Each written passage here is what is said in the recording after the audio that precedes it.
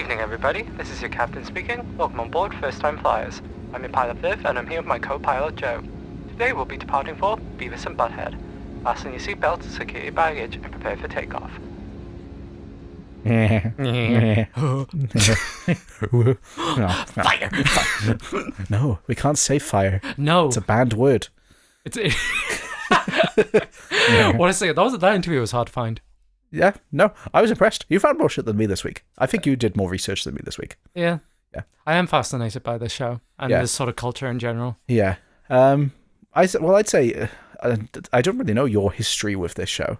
No, I don't really have that much. I have more history with Daria, to be honest. Yeah. It's more just I have a general fascination of Gen X culture. Yeah. And their sort of media and, just the general media. That's all I really engage with. Yeah? Why do you think that is? I don't know. There's definitely a lot more transgression, I feel, that was more mainstream within Gen X. With like their movies, the general attitude. I just like their music quite often. I really love 90s and music and movies. Yeah. I know it's easy to say now because the cream rises to the crop. Like, I'm not going to remember all the garbage that sort of prevailed at the time. Yeah. But some of my favorite art just comes from the 90s, and it generally ties in with certain subcultures which were only really existed during the 90s, like slackers. Yeah. And yeah. That's fair. I think it is very interesting to go back and compare the work of then to today. Yeah. Would you say that's kind of like why we chose to do MTV as a season? Because this is the first time we're discussing a channel as a season. Yeah. Other than when we did the superhero shows from CW, but that wasn't about CW, that was about the shows themselves. Well, I feel so the real reason is because we actually wanted to cover a very particular show, and and just the way this podcast works, we had to cover a bunch of them. So it was, but this was like an idea we had for a little while. Yeah, if we're gonna do a channel, it's gonna be something like MTV. Yeah. You know, we're not gonna do like Comedy Central season or anything like that. And I also feel like MTV is so of its time for, like, compared to like any other channel, you don't really associate, say, like Comedy Central or something with like a specific period in time. Yeah. Or I don't know, maybe BBC or something if you're in the UK, or whatever your equivalent is where you're from home. With like MTV, you think like late 80s, early 90s. Yeah, like I hadn't heard of the term MTV generation before. But the second I had it, I was like, oh, this makes sense. Yeah. This really does encompass a generation. So in this one, we're going to be a lot more sociological. Sociological. Well, what's it called? When you're like... discussing the social contexts. Yeah, but like when you observe it. What, what's the word? Not psychological, it is pathological. No, that's not pathological. Fucking parasocial. No. I don't know, sorry. I thought I was making my way to it, but clearly not. We're going to be a lot more sociological with this. We're observing a society within its context through the framework of the media that was consumed and was big at the time. Yes. No, that makes total sense. Yes. All these big words forever confusing me. Yes, which is very dumb to say for this show, because it's Beavis and Butthead, and it's like the most lowbrow humor, but also it's smart. In a way, yeah. In a way. Well, here's the thing about all of this is... it's a contradiction. Yeah. There's something about this specific generation and its internal contradictions that I find fascinating. Yeah. It's the most lowbrow shit, contrast with like extremely smart ideas. The wanting to like rebel against every generation has wanted to rebel against the one prior to it. Yeah.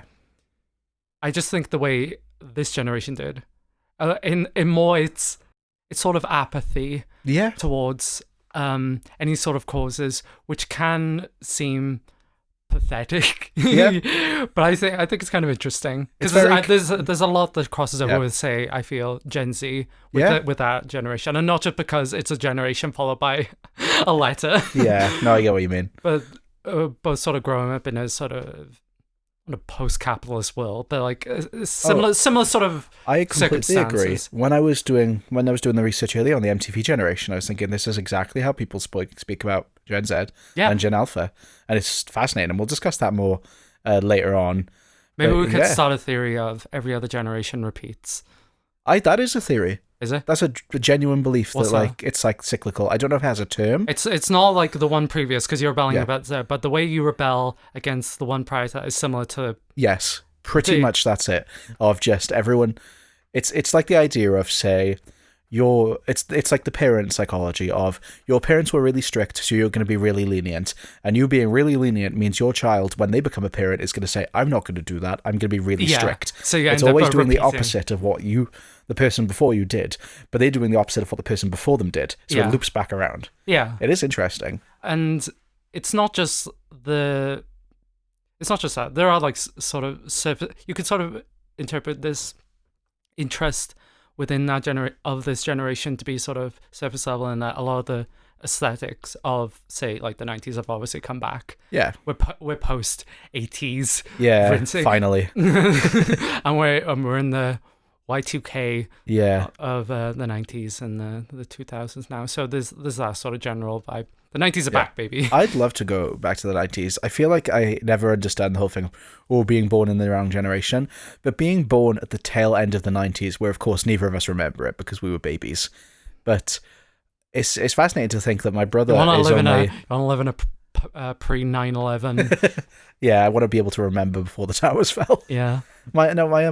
It's just interesting to me because, I've got an older brother who's only 6 years older than me, and the thing makes me think, his childhood is got a lot of similar in mine, but also a surprising amount of difference for just a 6 year gap. It was on the precipice of a massive technological change. Like, we're just coming to like home computers coming on commonplace, the internet. Obviously, television is still like huge. Yes, yeah. But big things are coming, and it's just on the verge. So it's a world I'm kind of familiar with, but just alien enough where it's quite interesting. Yeah, it reminds me of, I can't remember the term, but it's just the whole idea of the world you remember does not exist. Because it reminds me of something you said during our Pokemon episode to me, where I had like a simulacrum of nostalgia. Yeah. It's that sort of idea. I think that's why I generally...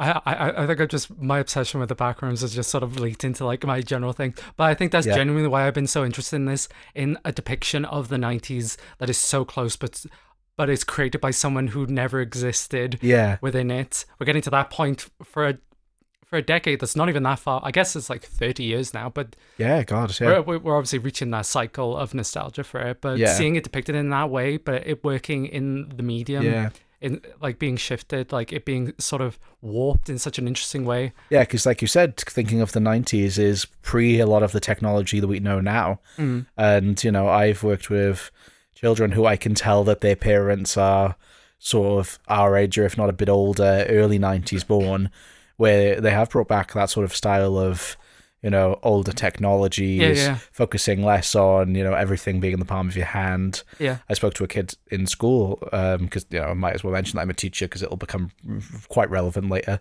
where I was speaking to him, about 9-10-year-old boy, and I was speaking to him and he was telling me about his DVDs. Oh, and just that sort of thing. And I genuinely was like, that's so cool that you collect DVDs because it is that sort of thing of, it's a period in time that people are reaching to, especially now with, especially this year, there was that trend of, the analog trend. I don't like the terminology, but it's that sort of idea of trying to go back to a time where tech didn't rule our lives. Mm-hmm. And that was essentially the 90s and early 2000s people are thinking of. Yeah. It's very fascinating. And I imagine that we'll have more of a discussion and opinions of these as these episodes go on. I feel as though this is the majority of it. As we're going in, we're going to be like,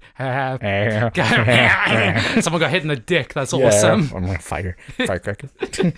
Yeah, if you collect on, like, oh, Beavis and Butthead said anything for the last 10 minutes, not to 2 hour, no, but the last 10 minutes, we're just like, so anyway. Yeah, the show has a good mix of people who like the stupid humor, but people who do genuinely like Mike Judge's satire. Yeah, that's fair. I didn't know much about Mike Judge before researching this episode. I'd obviously seen some of Beavis and Butthead. Yeah, we watched the movie together. We did. We watched Do America, didn't we? Yeah, I love the movie. That was so fucking... That was the first time I'd ever watched Beavis and Butthead. I obviously knew I was familiar with them from before, just seeing them online. Yeah. But so we used to do this thing when we go to stay at my family's old cottage, where we would go to a local like secondhand DVD shop and we'd buy a bunch of DVDs to watch in the night. And one of those was Beavis and Butthead Do America, which obviously I still have because that wasn't that long ago. Last year before? Not that long ago. Yeah, I think it's last year. This was the last time we were there, I believe. Oh, was it? It was one of the 3 last films we watched. Yeah, well, that the one I slept through. Transporter. I slept through Transporter. And Predator. Predator was the last film we watched there because we got bought out by a fucking billionaire farmer who stole our land. But anyway. But no, that was great. I loved that. I loved watching that movie. I'd never seen anything like that. And I think, for a good while afterwards, we were constantly just like, cornholio. We gained some vocal stems to throw at each other. Genuinely, yeah. You know what? Everyone's dogging on the kids for copying their behavior, and we always think we're above that. But here we are going like, hey. Absolutely not. No, we're not above that. Like I said, I'll speak more about the teacher's perspective on Beavis and Butthead later. And all the controversies.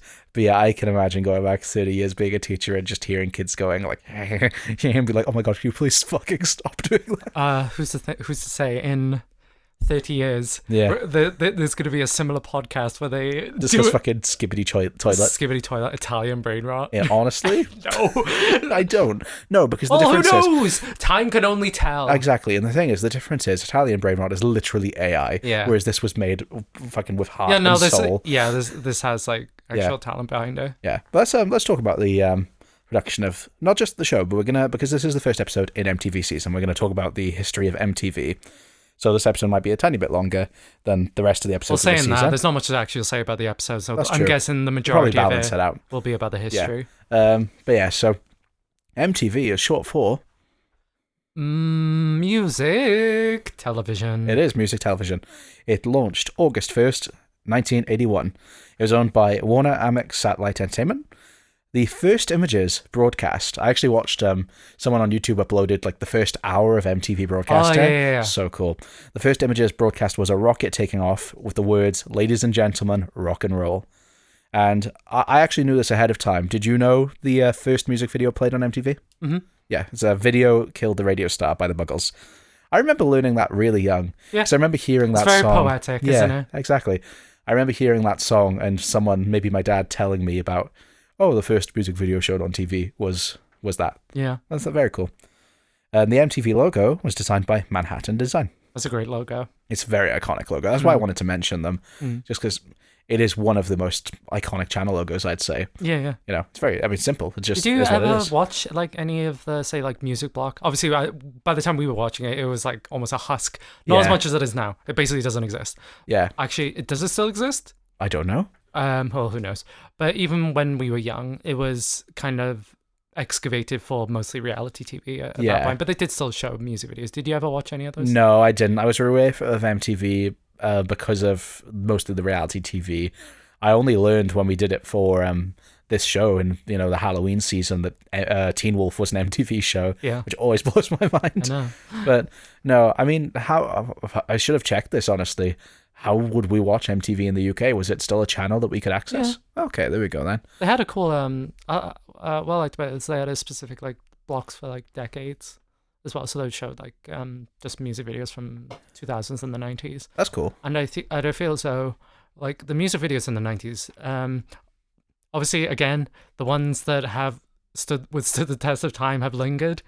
And all the ones that are fucking garbage have been left behind. Yeah. But when they do the sort of retrospectives, it's incredible some of the videos that came out at the time. There was so much money being pumped into these things that you cannot comprehend given how the music industry is currently. I completely agree. I think music videos are very interesting, mainly because my sort of nostalgia with music videos is thinking of Christmas, and we still did this last Christmas. Oh, they showed Top of the Pops. Where it's just like, Top of the Pops or history of music. It's just something, people put on in the background during family functions. Yeah. And my family functions, I don't usually function in. So I usually just sit there with whatever book I got for Christmas, reading and watching like that on the TV.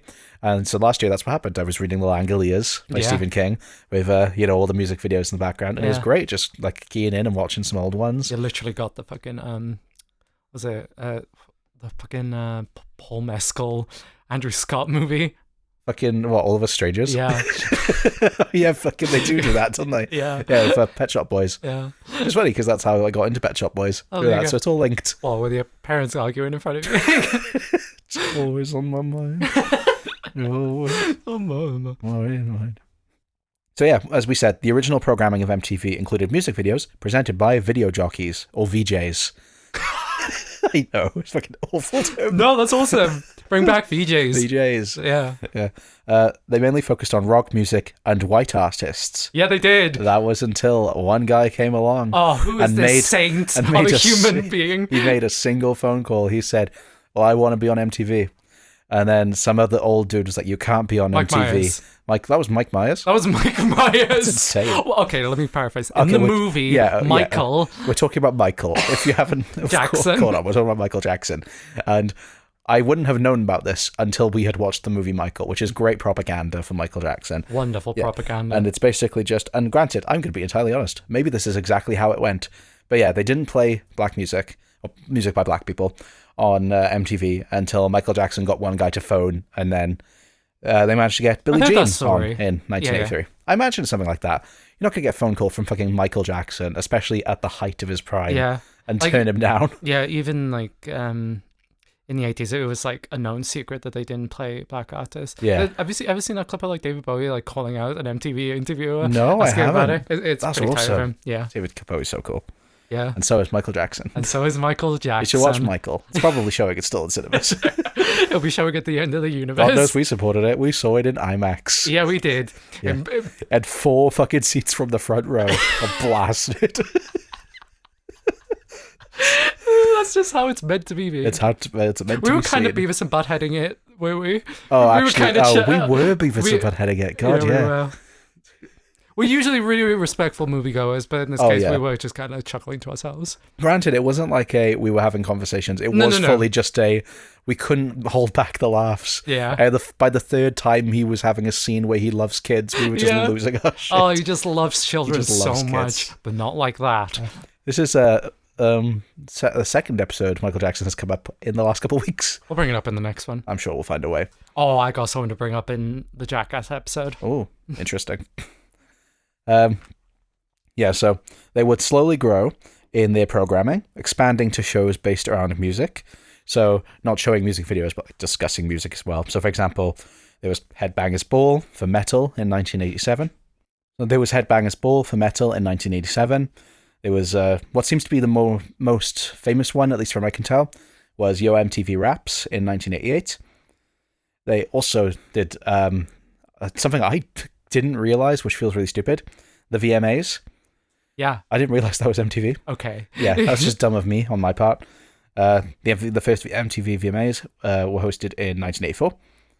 They also had the first MTV Movie Awards in 1992. So they very quickly just caught on in terms of being a big voice in the industry. Yeah, they were like very zeitgeisty at the time. Yes. For better or worse. Yeah, exactly. To the point where, and this is something I genuinely did not know, they hosted concerts, including 1985's Live Aid. Did they? Yeah. I didn't know that was MTV. Yeah, so Live Aid. They did a bunch of those, like live something. Oh, okay. So, but Live Aid was one of them. That's kind of just the history of MTV I've got of the show itself, but obviously of the channel itself. But obviously we're discussing how the MTV plays part in the general culture around the time.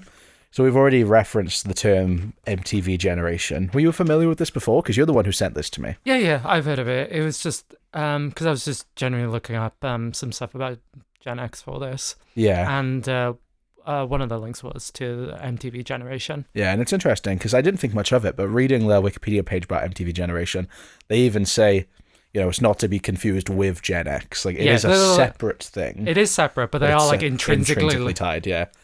So if you're I know they include like early millennials as well, yeah. But there's obviously going to be overlap, but it is mainly a Gen X Yeah, thing. exactly. So if you're not familiar with the term MTV generation, it basically encapsulates teens and young adults that grew up with or were heavily influenced by MTV. The phrase was originated by MTV themselves. Cool. Good marketing department. Well, yeah, exactly. There was a documentary in 1991 that used it. And I thought this was really interesting because one of the reasons people say the MTV generation came about was because young adults struggled to establish a cultural niche for themselves. And I just think that's so interesting. Thinking of how nowadays we have, 80s culture, 90s culture, 2000s culture, even 2010s culture. Yeah, that's and I true. feel like we discuss... We're getting that indie sleaze come back. Yeah, and I feel like we talk about how we try and sometimes guess of what's going to be culturally relevant from now. Yeah, it's always impossible to tell, but it's fun to speculate. Yeah, it's a nice thing to talk about. And it's so funny because I feel like people talk about that in terms of the internet. With it's so fast-paced, nothing sticks. Yeah. And it's interesting to think, 30 years ago, before the internet was even a household thing, people were saying, oh, this generation doesn't have their own culture. Yeah. But then it came about with MTV. Yeah, that's true. Do you... I do think what you say is true about this sort of generation where attending things. I don't think it's a specific moments or like television shows. It's just social media now. Yeah. Like, do you think, I don't know, maybe Gen Alpha or late Gen Z will be labeled like the YouTube, TikTok generation? I've heard the term YouTube generation before, but I don't know when in regards that was referred to, because I'd argue the YouTube generation is more 2010s onward. Yeah. Now I'd say TikTok, short form media content generation. So TikTok generation and stuff like that, or shorts generation. That's true. Whereas I'd say, 2010s, during more our adolescence, was the YouTube generation. Yeah. Yeah, YouTube is fucking massive now. But I feel like there's less diversity in terms of like who the general population I hear about talk about in schools, for example, was when we were in school.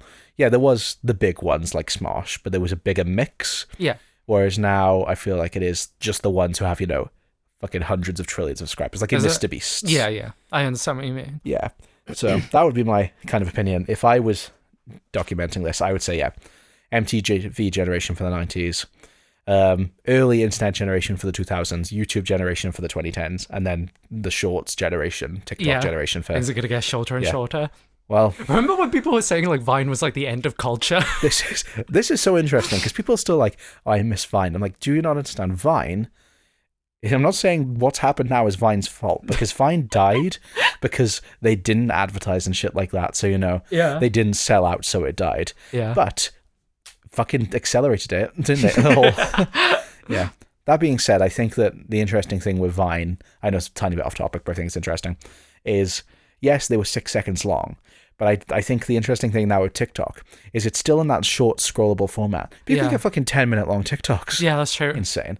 And it's renormalized the vertical holding of filming devices. It's like the synergy of late YouTube and Vine sort of mesh together, because some of the TikToks I see have like insane production value. Yeah, some things just never change. Exactly, and people are saying like MTV was the end of culture as well. Yeah, well, I've got a lot of opinions on just the general fallout of this time. Yeah, that I'm going to save for later. But well, I save for later. Save for right now, actually.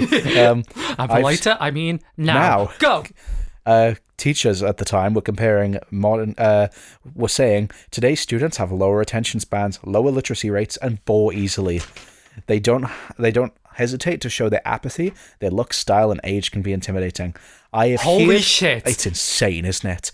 I know. I find this so interesting. Time is a fucking flat circle. And the thing is, I've said these things. I mean, all circles are flat. Mixed matter. Spheres. They're not circles. Sphere isn't a circle. I have a maths degree. I can prove it. Our literacy rates are going down after one episode of Beavis and Butthead.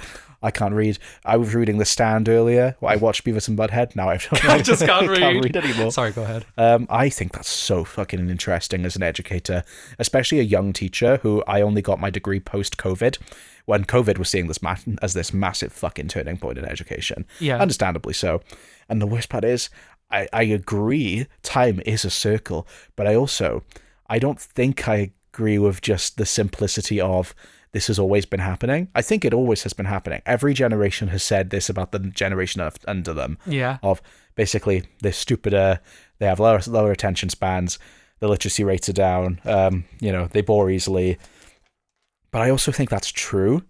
I just think it's happening with every generation. So I do think our generation probably had lower attention spans than millennials. I see a lot of overlap between this, what this show is parodying and what the current zeitgeist thinks of, say, the TikTok Zoomers. Yeah. No. So I can understand where you're coming from. Obviously, you work in education, you're being surrounded by this, but also, obviously, I'm coming from this from an outside perspective. Yeah. You're not constantly being surrounded by that generation. Yeah. Maybe when, obviously, you have your specific experience when you were growing up. Yeah, it was different. Yeah. I do think this is just going to be a prevalent thing with every generation that's ever going to come. I agree. I don't know if there are ever actual studies to sort of show like, yes, there is a decline. Literacy rates, yes, there is. Especially in America, there's a big discussion right now for the last year or so about illiteracy. Mm-hmm. Like illiteracy is at an all-time high because people don't understand that illiteracy, because people don't understand sometimes, and not for their own fault. You know, you'd think with the term illiterate would mean cannot read. It's not that simple. It's not just cannot read. Every time I see studies like this, it always comes with a massive asterisk. Yes, it does. It does. Like, for example, in America, a big thing I see to sort of counter that sort of thing is that English isn't a lot of people's first language. Yeah, that's completely fair. That's a good counter argument. And I think that it is hard to say because as much as I do think that is my concrete opinion that every generation is getting maybe less attention spans, but maybe you could argue that that is because the generation before is just getting older. Yeah. And, I'm saying that. I don't think my attention span is any good, but that kind of feeds into my opinion on the kids. I wish I could get rid of my smartphone. Essentially, I am just the kind of person who is easily addicted to social media and scrolling. Mm-hmm. And I understand my smartphone's a necessary evil. So I think that is me projecting onto children where I'm thinking... this is just a complete tangent. Okay. It's this constant framing of people being like, I'm addicted to my phone. Yeah, they're meant to be. Yeah, but that's what I mean. That's what I mean of exactly. Because, I guess it's just whenever people... it's the framing of personal responsibility that always irks me. Yeah. It's just like, yeah, of course you're going to be. Yeah, that's completely fair, and that's a good thing to call out. You give a guy some crack, he's going to want more crack. Yeah, but that's what I mean. Of like, I am an adult who I was going to use the metaphor of crack, but I actually think I probably shouldn't on like. Wow. Just feel like I'm an adult who is addicted to crack, and I'm seeing these kids who are also, for the lack of a better term, addicted to crack. Well, yeah, but it's legalized crack. Everybody wants some crack. That's what I mean. Yeah, literally, when I see a kid, a fucking 5-year-old, and they're like, "I've got a new iPhone," I'm just like, "Oh my god." This thing is ruining my life. Hey, I got some new crack. It's good crack. This thing is ruining my life, and I'm 27. What do you mean you fucking, genuinely, and saying about, it's funny saying about literacy, it's like, what do you mean you don't even know how to read and you've got a smartphone? It's crazy to me. And the thing is, I do think it's a lot more complicated than people think. And I think when we discuss idiocracy later, you'll see why. Because I do have certain opinions in regards to just the whole idea of every generation is getting worse. Oh, now you're going to get on your fucking soapbox and yell, like, oh, eugenics. It's not about the eugenics. It's about something else. Okay. But anyway, I saw a video earlier that was saying about how this is a book that was for a 10-year-old boy as a target audience 30 years ago, and it had like tiny font and really complex wording. And I have no doubt that book, I can't remember the book itself, but let's use a more recent example, seeing as it might be more familiar with our listener base. Percy Jackson. Target age of that is, say, 12 years old. Middle school aged if you're American, year 5, year 6 for us. Whereas now, that you wouldn't usually find those books in that class. Harry Potter, for example, I fucking hate using it as an example, but it's still a book that's really relevant in British education. Yeah. Relevant. I'm illiterate. You watched an episode. Exactly. And, back in the 90s, people would say, oh, well, you'd find that book being read by 8 to 10-year-olds, whereas now it's more prevalent for a couple of years above. But I am saying this with the perspective of someone who had a high reading level as a kid. I was often reading books above my level, so it's easy for me to say, oh, I see kids nowadays and they can't even read. Yeah. Most kids don't. People from my fucking generation. It's great if they do. Yeah, I think it's great. I'm always... most kids don't read for fun. Yeah, so take all of this with a grain of salt. But I just to bring it back to the original point, I do think it's fascinating, because I have heard that teachers say, who have been in the field 30 plus years... They've been in the trenches. They have said, like, oh, this is the worst generation ever. like in terms of behavior, in terms of attention span, stuff like that. And I always, I take them at their word. I can understand, but it is so interesting. Like, how many transphobes have you worked with? Well, exactly. But it's so interesting going back to say, like, the 90s with the MTV generation, and hearing people say, almost word for word, like that quote, today's students have lower attention spans, lower literacy rates, and boring You could literally sleep. say, said it. Fucking incredible. Yeah. Like, there's not very much more to say about it other than just, like, my mind was blown when I read that. Yeah. I knew I'd had a lot to say when I read that. Let's get into some of the butts, some of the beeves, and yeah. So Beavis and Butthead was created by the American animator Michael Judge. Michael Judge. He has got I a saw middle someone name. refer to him as Michael. So what are you talking about? I liked it when articles referred to him as MJ. Yeah. Ow! Michael Judge. Mike Judge was born October 17th, 1962. Mike graduated with a physics degree, but did not connect with his line of work. Yeah. That's awesome. Every interview I've seen him, and I'm always surprised that he was able to spawn these two. He seems like... I think it's because he's bald. Genuinely. And I saw him in podcasts and I got scared. Oh, I get what you mean.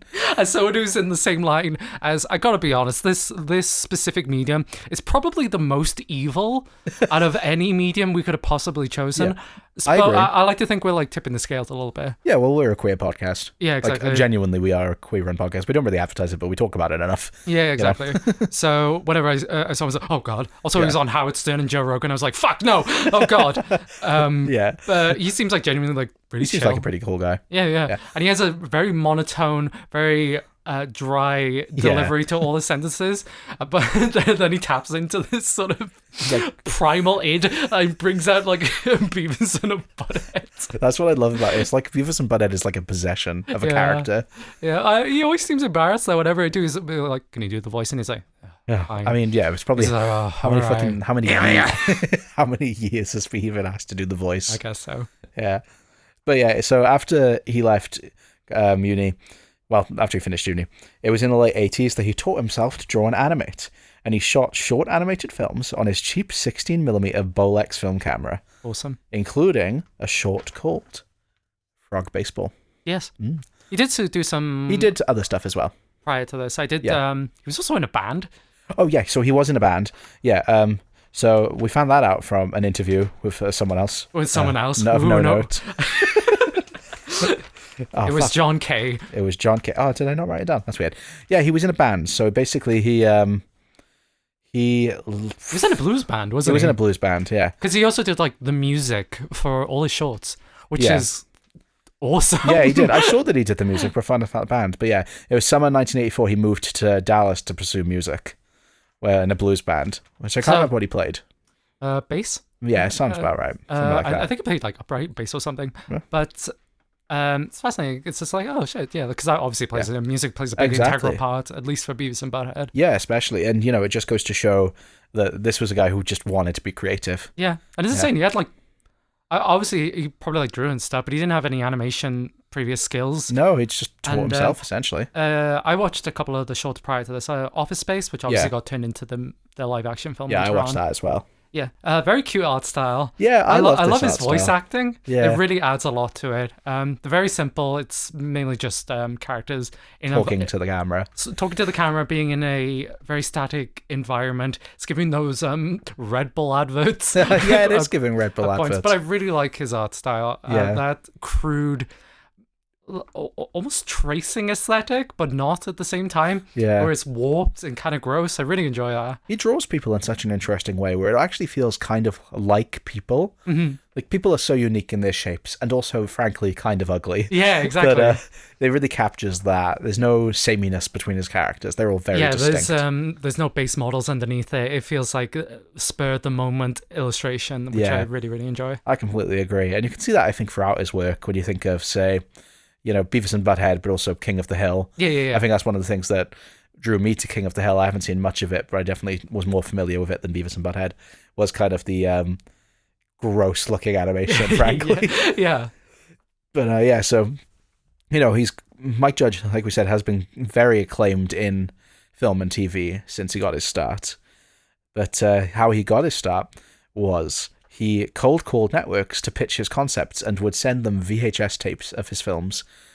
Fucking hate him. What, for having the goal to do that? No, it's just like nowadays, it's like the energy. Yeah. It's giving the energy of, oh, you want to get a job? Just pop your CV in, hand it in to them in person. Yeah. So what do you mean you sent the fucking VHS tapes? To be fair, in all the interviews he said, he did say it was often ridiculed. Oh, yeah. He said this was not the best way of doing things. Like, he was unemployed, he didn't have a phone. I guess it's, what was it? Lack of experience that sort of gave it, you have that sort of, that vigor from lack of experience. Yeah, it's that willful ignorance, or like a hopeful, like optimistic ignorance of just, well, I'll try. And honestly, maybe that is much better. Maybe that would get people a lot more if it is just sort of a, hey, shoot for the moon. Yeah. Why not? Go big or go home. But it obviously worked out because MTV bought Frog Baseball and 2 other films to air as a part of the late night animation showcase, Liquid Television. After that, they then commissioned the series. So do you want to discuss the shorts now? Yes, so, well, I've got a bit more on the production side of the things of the shorts. But okay, then we'll talk about them. Yeah. Okay. So Beavis's voice was based on a kid from Judge's high school calculus class who would snicker in a distinct way at their attractive teacher. I can't imagine someone... Imagine hearing that! I genuinely think it's obviously elevated to 10. Yeah. But I like to think that it's not, and the kid was just like... Yeah. The art style of Beavis and Butthead was intentionally disruptive. Judge wanted it to look like it was drawn by an insane person. Especially in those shots, I definitely think he succeeded. Yeah, 100%. He was inspired heavily by the work of Charles Schultz's Peanuts. I love Peanuts! Peanuts. Penis. Charlie Brown. Penis. Yeah. I fucking love Peanuts. Yeah. Somehow we'll find a way to cover it. They did have a show. Yeah, exactly. We'll find a way. We'll talk about it. Yeah. Peanuts was like how I first discovered how old animation was done. Like really? The cell process. Yeah, it's very interesting. I can't remember what my first thing I learned about animation was from, but no, I love Peanuts. I'm definitely less familiar with it than you, but I've got a big appreciation for Charlie Brown especially. Yeah. And he had other inspirations, including John Kricfalusi. Woo! It's kind of impossible to avoid. Yeah. Like someone being in animation in the 90s and not having some at least animation. Yeah. So if you don't know who John Kricfalusi is, we have a whole episode basically check out the him. Ren and Stimpy episode. Yeah, Ren and Stimpy, which honestly, once I saw his name pop up, I was like, oh yeah, that makes fucking so much sense. Ren and Stimpy and Beavis and Butthead just go hand in hand. Yeah, that's true. Yeah. Gross. Yeah. Disgusting. Disgusting. Arguably brain rotted characters. Yeah, that's true. Yeah. No, I love our Ren and Stimpy episode, so definitely if you don't know about John Kricfalusi and you like this, go and check that episode out. Yeah, if you're just like, damn, I love Ren and Stimpy, then you're just like, oh. To be fair, I feel so anyone who's like a really big fan of Ren and Stimpy already knows all the stuff, but not a great guy. yeah, but not much to get into, I guess. Yeah, check it out. Check that episode out if you want to know more about him. Many such cases, if we're talking about a thing and it's like, well, anyway, here's the controversy section. Yeah, but his animation work was incredibly influential and still is. Absolutely, yeah, 1000%. And, it's you can clearly see the influence. I got an idea for a running gag where every time you say something percent, you go from 1,000, but then you go from 100, but then you go to 1,000, then you go 10,000. So you just keep adding numbers. So you're just like, 100%, 1,000%, 10,000%. That's really funny. 100,000%, 1,000,000%. I should tell 10 million %. Definitely keep doing that. That's really funny. But I like the idea if you're jumping it back down. Yeah. Like, 10%. 10%. It's like, what? So you don't agree? 0.1%. like 6%. Yeah, like 0.25%, 20 billion %. Hey, what do you think of this? Oh, yeah, 50%. It's like, fuck, what? Oh, shit, man. Yeah. It's so tough. That's funny. He was also inspired by animator Wes Archer. I'm not really familiar with his work. I think he said in an interview he actually worked on Beavis and Butthead with him. Oh, cool. So he's done like a bunch of stuff. He's never done he's never been like the head creator of a show. Just an animator. That's cool. And other inspirations include the Beverly Hillbillies, a 1960s wacky live action comedy series. Definitely so. He has a disdain for hicks. Yeah. I was gonna say it's very much that era and style of like. Yeah. I'll bring this up when we talk about his general approach to satire, because I have a couple of opinions about it. Yeah, of course. Well, let's go into production. So, September 1922, MTV flew Judge out to New York, and they approved the initial 35 episodes with a 7-figure budget, a big jump from the $800 he used to make his own films. Can't imagine that. Going from just, I made these with like a couple $100. Yeah, wasn't that the time frame between like the shorts being aired and him playing like a couple of months? Yeah, pretty much. Insane. September 1992, and the shorts aired. Those were also in 92. Yeah, the short aired September 22nd, 1992, and November 19th, 1992. So pretty much when the shorts were airing. Fucking insane. They pulled them out, yeah. They hired 4 writers who wrote treatments, which basically just step-by-step scenes and early drafts, to present to Judge, who then revised them in his own voice. The music video commentary was more or less improv by Judge, who recorded them with sound engineer in Austin. Judge also wanted the duo to commentate on other MTV shows, but it was too confusing with the overlapping dialogue. After writing, episodes were storyboarded and went to a lively layout phase of animation before being transferred to cells and photographed. Judge estimated it could take anywhere from 5 months to a year before it was on air. To save time, animators made stock selection of different movements, like head turns, to simplify the editing, and early seasons were produced at MTV's Midtown campus, but Judge preferred to produce the show from his Austin home. Austin is in Texas, if you don't know. Yes, it is. Yes. The first season was animated by J.J. Sedelmader Productions, while the rest was handled by an in-house animation unit.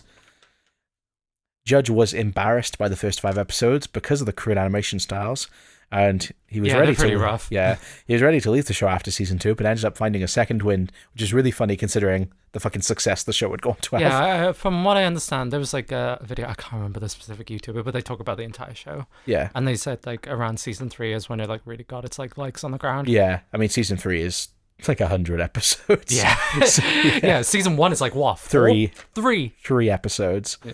And that's those 10-minute shorts in terms of episodes.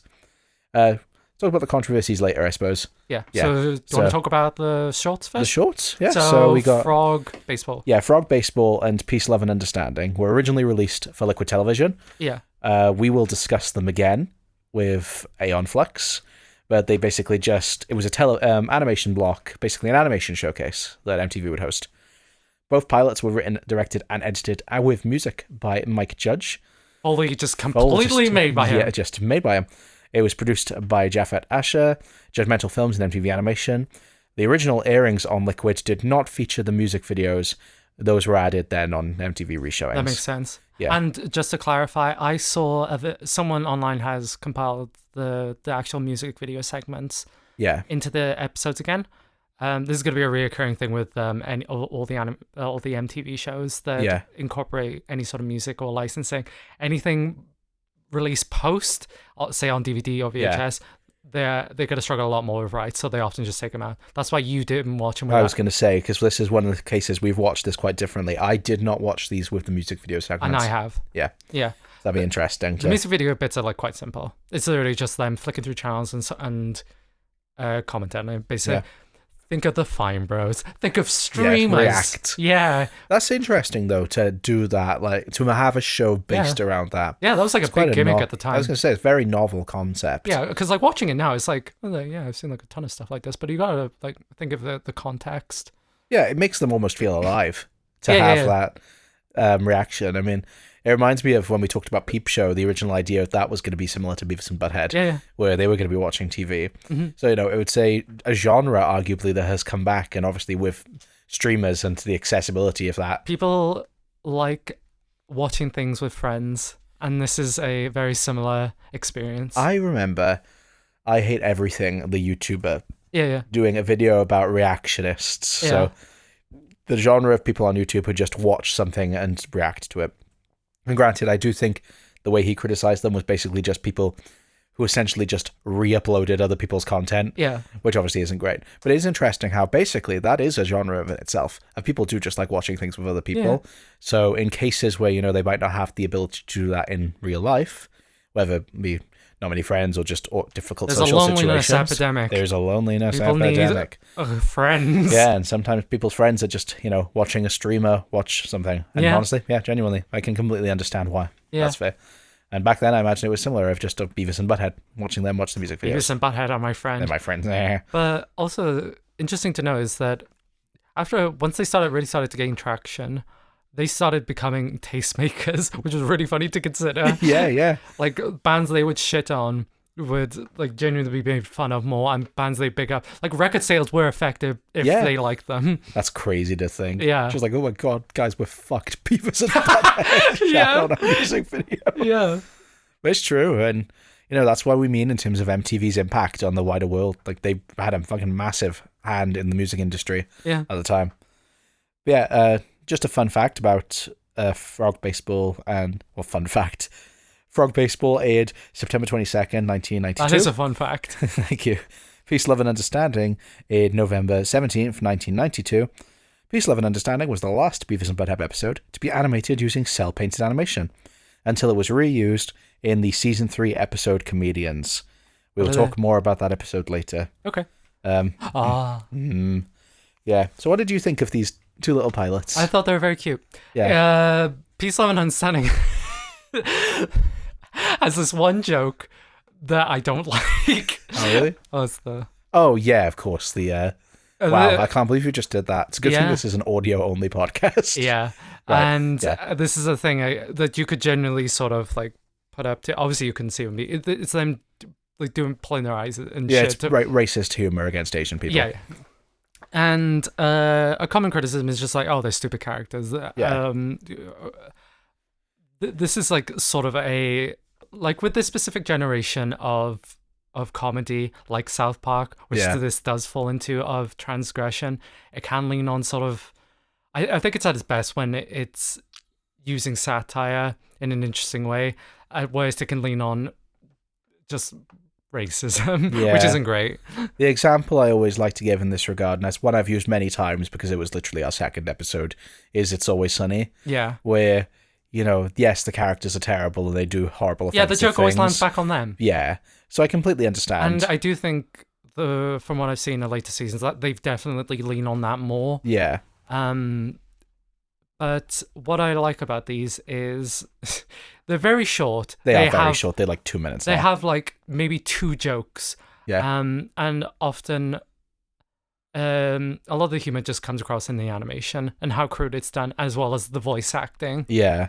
And I do find it kind of endearing. I do find this sort of scrappy filmmaking incredibly endearing. I do like seeing something created by like one person, even if it is really crude. And I think the crudeness does endear it to me. I agree. I think that especially with Frog Baseball, both of them, but seeing Frog Baseball first, as this would be people's first introduction of Beavis and Butthead. Yeah.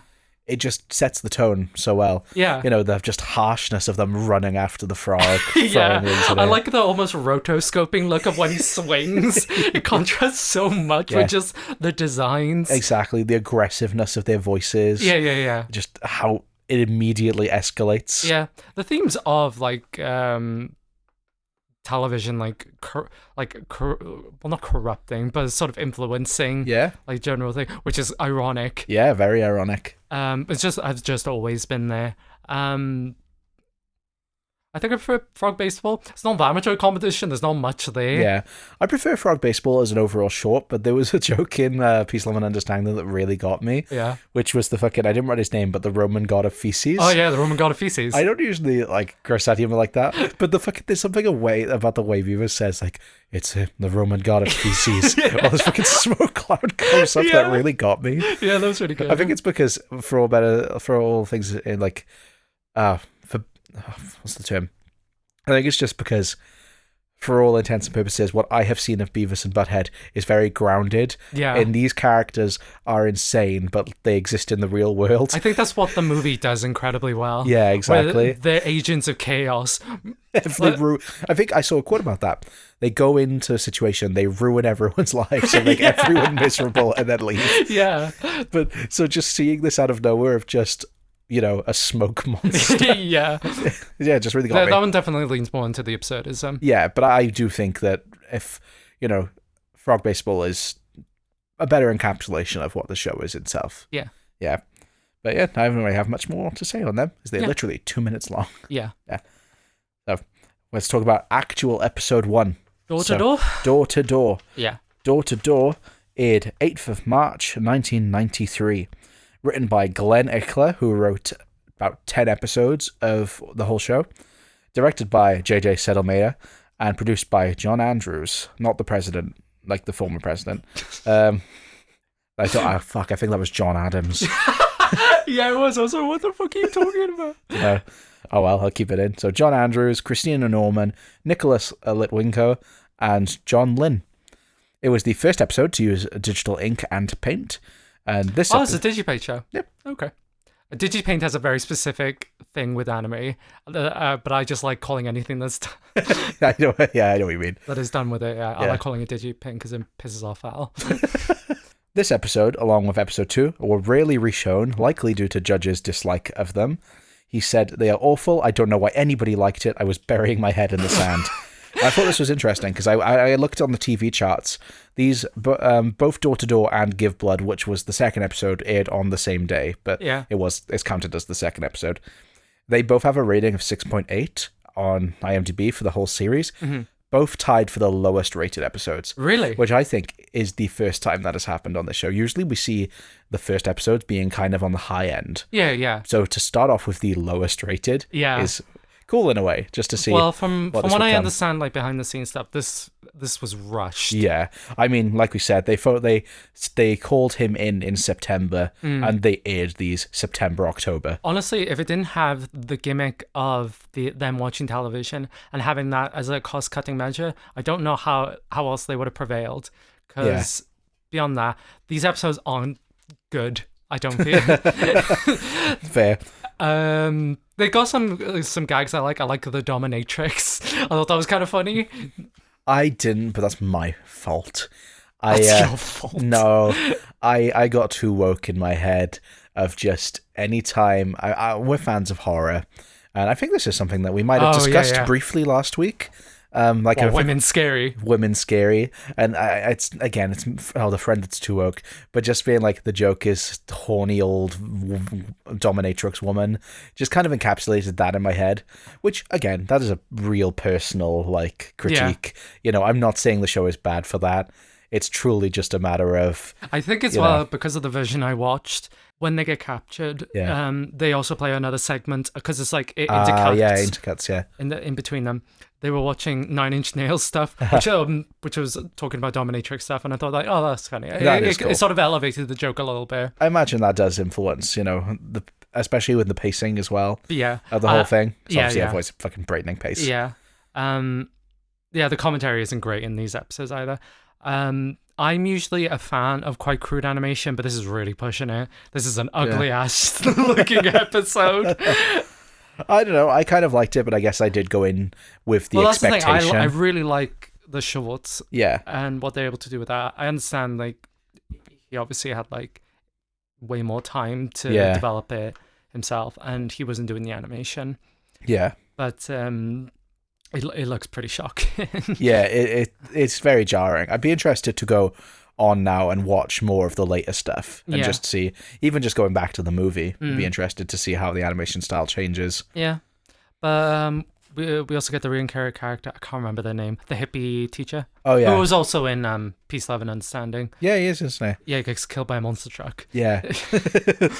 Another recurring theme is, it's a common thing within Gen X media of the hatred of hippies. Yeah, which is so interesting because I always think of, did that happen? What, hippies? Yeah, hippies. Yeah, hippies happen. I understand, but you know what I mean? Yeah, I get what you mean. Of just, we've only, kind of like our experience of American Maybe it's culture. because they've been so caricaturized. That's what I mean. But also a lot of them did turn conservative. Yeah, so. That's what I mean in terms of, say, how, when we talk about shows, for example, that take place in American high schools, it's like, well, we don't know if this is accurate to real life because all we have to go off on is media. Yeah. So whenever I hear stuff about hippies, I'm just like, is that real, or is it just we've all seen hundreds of films with hippies in them? That's true. I'm sure it has been warped by decades of memory and media-ification. Yeah. Yeah, like you said, making caricatures of them.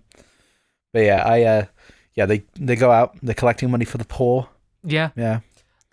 Some guy vomits in the cup. That was Vile. Vile. I said about my thing with vomit. Weirdly, fine with vomit in real life, can't handle it in apparently film and animation. I was eating whilst watching it as well. Gross. Yeah. Yeah. I don't know what it is about. I think it's because I know it's not real. Even though, obviously, in this case, it's animation especially, so it feels more like a conscious choice. Yeah. Just like, ew. But then it gets paid off that the dominatrix pays them. Pays them $100. $100. Which is good, because other than that, they just raised $8, like as a whole class, which I did think was a funny joke. That's pretty good. After all your hard work. Yeah, I like how it's like, after the end of the day, we raised $8. Yeah. That was a pretty good joke. And I like that for that $100, they get 2 vinyls that they immediately just start throwing. I didn't recognize the band. No, me neither. I was curious if you had. That they immediately start frisbeeing, and then they do the whole... in the same field, it looks like from Frog Baseball. Yeah, I like to think that it's the same place they live. Yeah. I saw in one interview, someone asked Mike Judge, whose house is it that they hang out at? That was the John Gay one. Oh, there we go. Then. I mean, John No, I meant the anonymous one. The anonymous one. Yeah. The part where it's like, whose house is it? And they're just like, I don't know. I like that, though. Yeah. Yeah, I don't know if they ever do confirm it, but I like that it's sort of a conscious choice of those. And they do the whole end bit of, what if we put a firecracker in the hole? Which is something that's, to be fair, it's in every single... Is it in every single... Do they do that in Frog Baseball? In Peace, Love, and Understanding, they have a bit of like, what if we put a firecracker in? But, fucking... Frog Baseball starts and they put a firecracker in like a dragonfly or something. Oh, yeah. Yeah. So that's a common theme. There you go. But yeah, there's not much more to say on this. I'll definitely watch more of this. Yeah. This is a show I'm very interested in. And, it's not one that I'm going to, binge. It's not like that sort of show, but this is definitely something I'm going to dip my toes in more.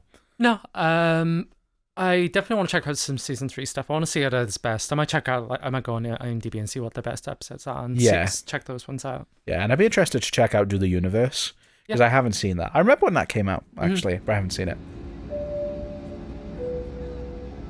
Just talk about the legacy before we go into the controversies. Yeah. Just while we're talking about, the later seasons. So the original run of the show ran from 1993 to 1997, with 7 seasons and a Do American movie. It's funny to think the original run of the show ended before we were born. Yeah. Yeah. And season 8 came out in 2011, with Do the Universe in 2022. And since then, 3 more seasons have come out, with season 12, or what would be season 4 of the reboot, if you want to think of it that way, currently up in the air, but reportedly in production. Okay. Like, production has reportedly started, but that was announced a while ago, and we haven't really heard much. Yeah. So I like to think they're still working on it. Yeah. It's just kind of those things where when it's done, they'll say. Do you know what the general reception for like the new seasons are? It seemed quite positive when I looked on TV ratings. That's good. I don't know much about it. I haven't looked into it specifically, but it seemed like something people are enjoying, Do you think they've updated it? Made it woke. Oh, wow. I'm Beavis just thinking. And Butthead. Sure. Why not? No, I don't know. I see what you mean, though. Yeah. But I guess if the characters are staying the same age, maybe they're keeping it where it like canonically takes place in the 90s. That'd be cool. It's like the Toy Story effect, where Toy Story 5 takes place in like the 2010s or something, because the character Toy Story 3 was at the same time, So I don't know. I'd be interested to check out the new show as well. But yeah, in total, it has 11 seasons at the minute, 300 episodes and 2 pilots, with lots of merch, comic books, video games. So much merch. Books, music, and a spin-off called Daria, which is one of my favorite shows. Yeah. I love Daria so much. And we will discuss it one day. We were going to discuss it with this, but we there was another thing we wanted to discuss as well, so we decided we're going to save it for spin-off Aaron season. got mad, so he swapped it for Pimp My Ride. Well, to be fair, we would have been talking about like 3 animated shows. Exactly, so. It's getting that diversity. And we'll talk about Daria when we do a spin-off season, which is something we eventually plan to do. Yeah. So, but yeah, there is a controversy about this show, because there's of course a ton of controversy about this show. Yeah, fucking ton of it, because of course there is. It really brings up the question of a thing that is parodying becoming what it is parodying. Yeah, this is about kids who are doing things they see on TV. It's about dumb teenagers that appeal to dumb teenagers. Yeah. So whether that is the show's fault is always up for debate. I can sort of understand within the early seasons, which I definitely think it leaned just on the crude humor rather than the satire, which I think it was probably stronger for. Yeah. And, we'll go into detail now about them. And I just want to say up front, these are tragic cases at the worst of them. But also, I'm going to say my general opinion ahead of time is just, you can't place all the blame on one show, just in general.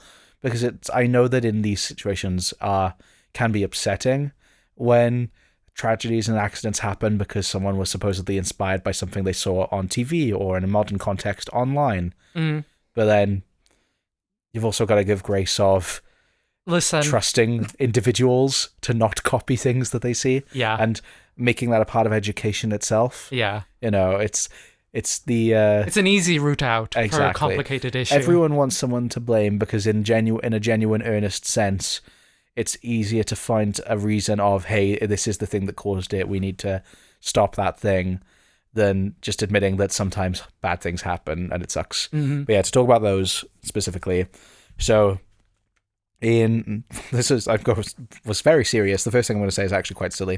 In 1993, just to kick things off, Newsweek said that Beavis and Butthead was the downward spiral of the living white male.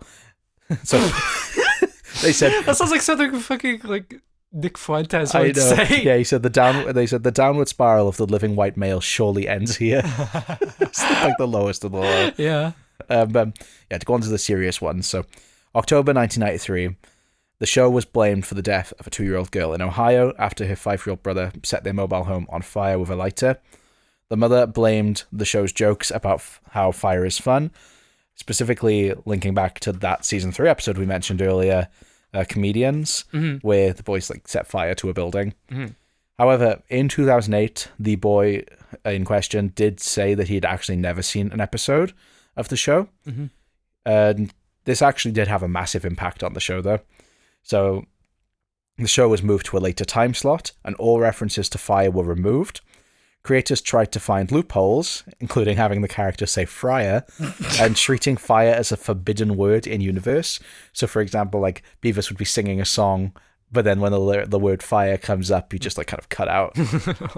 There was even an episode where Beavis was hypnotized by the California music video. So, California is a song by Wax, where a man runs on fire, and that episode was removed entirely. It's just you cannot do that.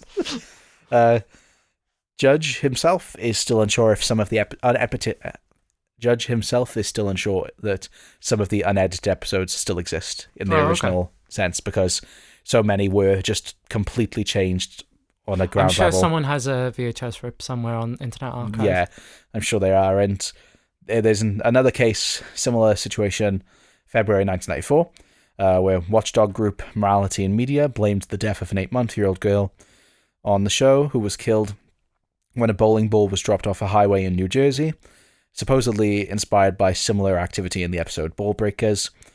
Because of this, MTV added a disclaimer to each episode, saying that Beavis and Butthead are not real. They are dumb, crude, thoughtless, sexist, self-destructive fools, and should not be copied.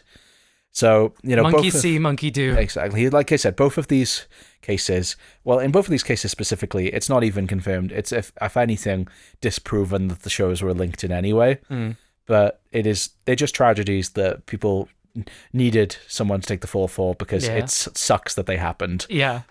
They shouldn't have happened. They're completely avoidable events. Yeah. And, obviously the show was impacted in the sense of they had to move things around and edit them. Yeah. But the show would go on to have a long legacy, so it didn't obviously impact them that much. But it is interesting just to think about how, like you said, it's all kind of cyclical in nature.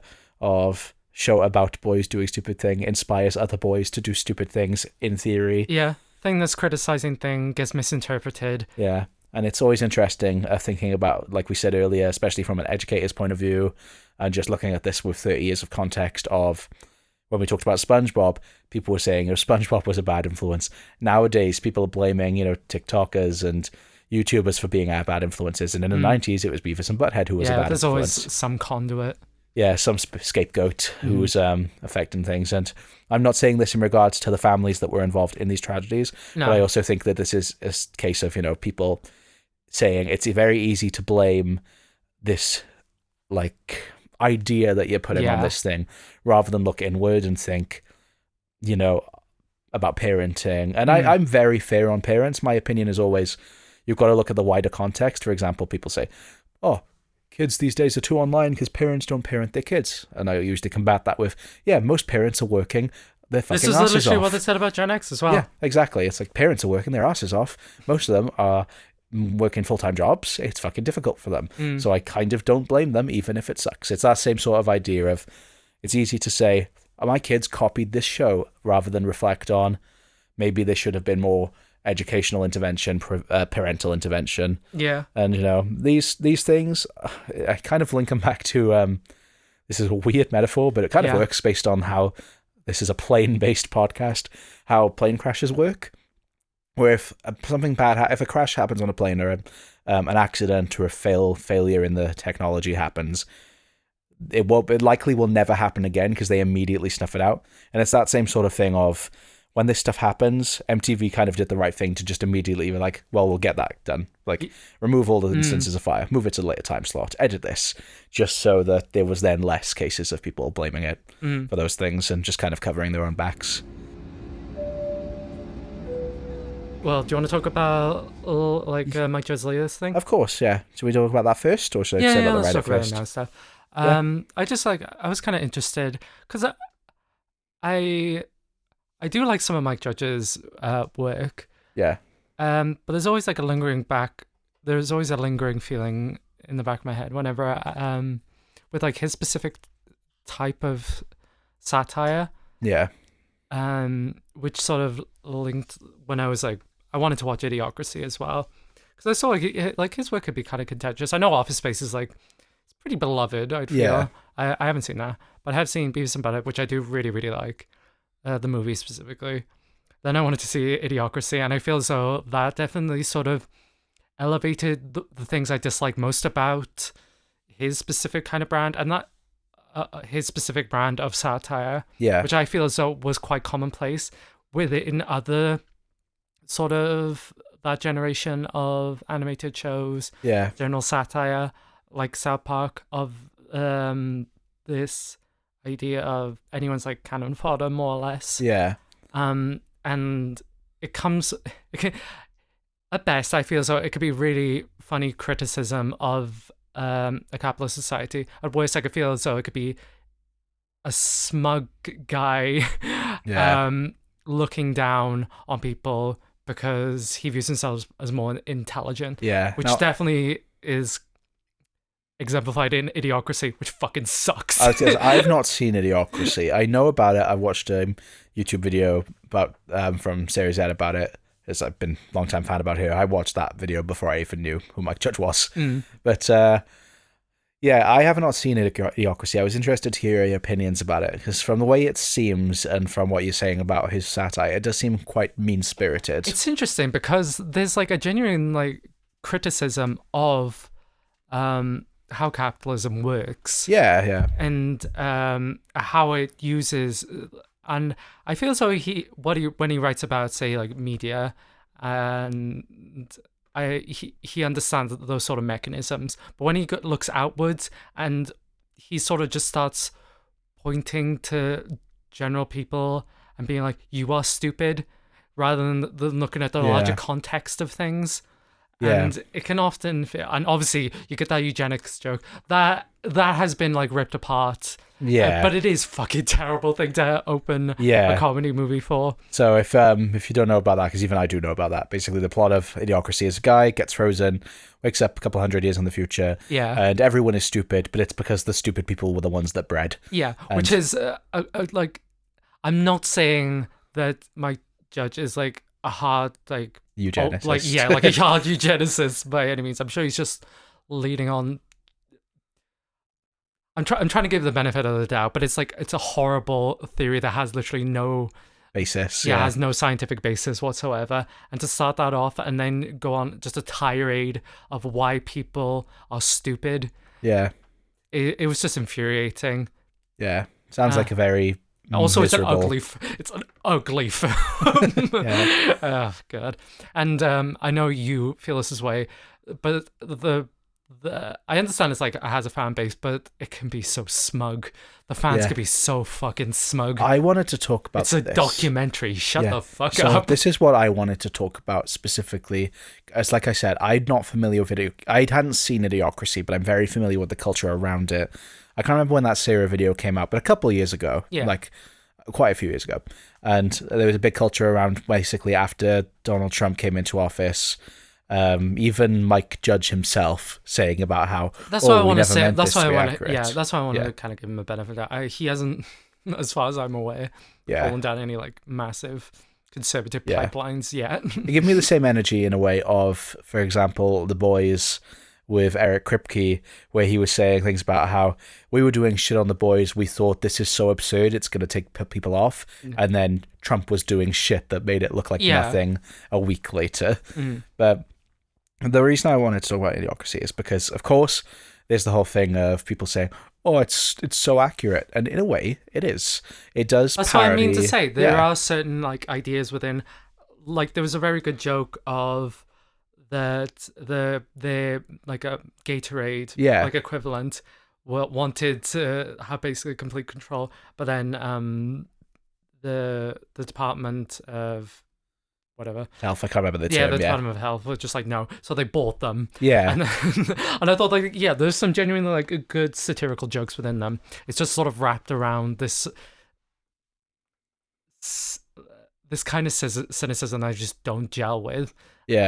And it feels almost neoliberal that I fucking hate. Of just like personal responsibility. Yeah, because that's what I want to talk about. Because like I said, I'm very online and I'm very keyed into a lot of education spaces. Your brain rotted per se. I wanted to talk about the whole idea of people are getting stupider. This is something I hear a lot on TikTok. I mean, we were saying it just... We were. It's the exact same thing we were talking about earlier. I see this a fucking ton, especially seeing as I'm in book talk spaces, so reading spaces, book talk, booktube. I see so many people talking, not just about how, like, oh, we need to talk about lower literacy rates. People don't read as much anymore. People don't do this thing and this thing. I mean people specifically going online and saying people nowadays are stupider than they used to be. There's less common sense. There's less social awareness. And honestly, that's the part of Idiocracy I think is most accurate. Not its parody, but that. And I don't mean in the sense of, oh, I think people are getting stupider. I think people are getting meaner about the fact that not everyone is at their level. People are getting smugger. Yeah, that's what I think. And, I'm saying this. I feel like I'm a fairly intelligent person. I think I'm stupid. You think you're stupid. I think you're quite an intelligent person, just in a different way. Yeah. I've got book smarts. You've got street smarts. But it drives me up the wall when I see people without a fucking sense of self-reflection, like you said about Mike Judge, almost punching down, seeing these people on TikTok, sat in their cars usually, punching down on people saying, oh, people are dumb, here's something, someone said something this thing, and someone said something this thing, and not reflecting on their own classism, their own understanding of people's indoctrination into beliefs. That's what I wanted to say when his general dislike of Hicks. You can view it as his like interest in how conservatism sort of prevails in working class culture, or you can also frame it as he does not like a lot of working class people. And there's an overlap. Not everything's cut black and white, but I do think it's quite interesting that this is a running theme within his work. And that's what I think of with the people online who are saying about people getting stupider. Yes, there is an overlap between right voting people and lower education rate. In Idiocracy, they talk about stupid people breeding and making more stupid people. There is an overlap between lower education and more unwanted pregnancies and worse home life, for example. Just I can't remember the technical term, but general idea of, people having babies when they're unprepared because of lack of education and lack of resources. It's all intrinsically linked. But just like Mike Judge and Idiocracy, these people online, and I know I'm saying these people in generalizing, but trust me, if you see these videos, you'll fucking know them when you see them. They're all over TikTok. Just not realizing that they're talking and blaming individuals and not the root problem. And I get it. It's a thesis without like where it's just everything's pointing to a single direction and it just sort of feels like it missed completely. Yeah, and I get it. If someone's like a dick to you in your real life, or you're working with someone who's frankly thick as shit, and some people are dumb. Look, let's be real about it. Not everyone is intelligent. Yeah. Some people have no common sense. Yeah. Fucking sometimes I don't have common sense and shit goes over my head. But that does not give you the right to then just to lump everyone in together and say, oh, they were born stupid. Yeah, it's when you generalize it. Yeah, that's what I don't like. And, you could say, oh, I'm generalizing this type of video. But that's the thing. If people have platforms, they're going to spread this shit. Yeah. And like I'm seeing people say, oh, Idiocracy is so accurate. I think they're not reflecting on the fact that it's accurate, not against everyone else, but also on them. Yeah. Yeah. It's very frustrating. It is. All right, now let's step off our soapbox. And let's look at the general perception of Beavis and Butthead. I know, this episode's so funny. Oh my god. This is the most Why are we so serious we've ever ranty? been. I know. And I'll say this just before we talk about the Reddit. Don't forget, we're just fucking podcasters. Yeah, this is an evil medium. We're sorry. We're just voicing our thoughts, our opinions, based on the context that we come from. We didn't just fall out of a coconut tree. We're defined by the context in which we were made. So if you're listening to us and thinking, what a load of shit, fair enough. Thank you for sticking with us this long in the Beavis and Butthead episode and our rant of Idiocracy. Yeah. And frankly, if you're a fan of Beavis and Butthead but don't like Idiocracy, it's probably really annoying that they just intertwined, but that's just the way we do things. Well, that's the thing. I'm not 100% for or against a lot of. I think Mike Judge is a very interesting. I really like his work. Yeah. It's just a mixed bag. Yeah. Of ideas. Yeah. Just completely fair. Yeah. Yeah. Let's see what the Reddit said. But also, I want to bring up. I think, from what I understand, with at least the King of the Hill, that does a much better sort of general reading of these ideas and actually gives them a lot more depth. I've seen people really like King of the Hill, especially the appreciatives, like the way that Bobby's character is and things like that. Yeah, because they give them the heart they need. Yeah, because Hank is supposed to be a old-fashioned conservative, but he has he's able to give them a lot more depth to that sort of idea. Yeah, I see a lot of King of the Hill like hopecore edits. That's lovely. I don't know if you've seen like Bobby saying like it's got that wabi sabi. Just like, what does that mean? And like beautiful music. Yeah. I see that. That's wonderful. So I do think it kind of culminates to that of there's a certain cynicism to him, but also a certain optimism. There are many dimensions to Mike Judge's work. Yeah, he's a man. People are complex. He's a man from a very specific generation, and I do find that fascinating. He didn't just fall out of a coconut tree. He did not just fall out of a coconut tree. He exists by which the context is defined. Anyway, we didn't get many comments, but that's okay. So someone said, I like the card that they put out of Mistress Cora Anthrax from door to door in the card collection from 94. So say that again? I'm sorry, I blanked. I guess they have a collectible card for Cora Anthrax. Like Cool. Yeah. Okay. Someone's actual response. It's a rough start, but still funny for sure. Namely, the OG Frog baseball ending of no animals were harmed in the making of this film, except Beavis. Speaking of some random bonus trivia, Beavis also wears a Slayer shirt in Give Blood, an episode you'll see soon for a frame or two, if I recall correctly. I did not notice that when I watched Give Blood, but that's cool. But cool. And someone else just said, I just want to make a comment saying they should make an episode about subreddit. So maybe they have updated it. I don't know. I'm desperate to know what they mean. Okay. Yeah. Are Beavis and Butthead on Reddit? That makes sense. Anyway, if you like this episode, we have a whole back catalog. We have like 40 plus other episodes that you can go and check out if this is your first time joining us. You could also email us any thoughts or any suggestions or any, hate comments. Love comments, hate comments. We'll take it all. Give us some sugar to help the medicine go down. That's lovely. Yeah, just like Mary Poppin. It's just like, first of all, I really admire the work you put into this episode. Secondly, I hate your fucking opinions, you pieces of fucking shit. Yeah, you can hate our opinions. Tell us about them in an email. Give us a compliment sandwich. Yeah. I've been to it's not even a corporate world. I've just been to like work build where I'm just like, I see fucking through all of this shit. I'm just like, well, I see who did this, but I also like this. It's like, oh my fucking God. Just call me a cunt. Sometimes I just wish people would call me a cunt at work. But oh well. But you can email them to us at firsttimeflyerspodcast@gmail.com. We're also on Instagram and TikTok, where we post memes about each episode and also shorts.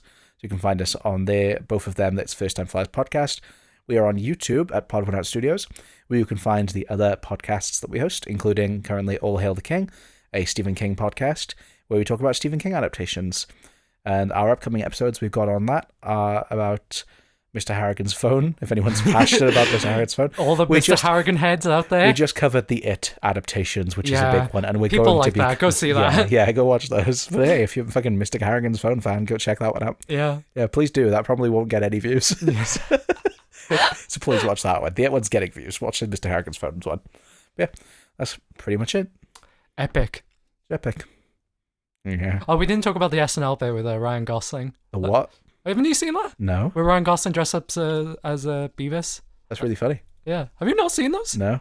I'll show you after. They're pretty funny. He breaks character and it's like way funnier than the actual bit. I love it when people break character. Yeah. What are we doing next? Pimp My Ride. Pimp My Ride. Hey everyone.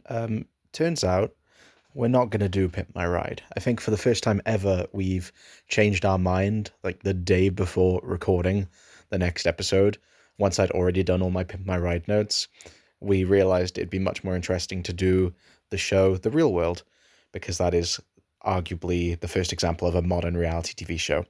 So if you're a fan of Pimp My Ride, or your name is Garen, and you were really excited for that episode, we will still do it eventually. We'll put it in a car-based season, or when we do other reality shows in the future, but it's not going to be our next episode. Our next episode is going to be on the reality TV show, The Real World. This is going to be interesting, because we're exploring with reality TV, so we'll see. Maybe it'll be a 20-minute episode. Maybe we'll have a lot to say about general culture. I'm sure we do. We like to dissect form. We love yapping. We do love yapping. Yeah. I mean, we just talked about Beavis and Butthead for an hour and a half, so... Yeah, there we go. Cool. Yeah, join us next week.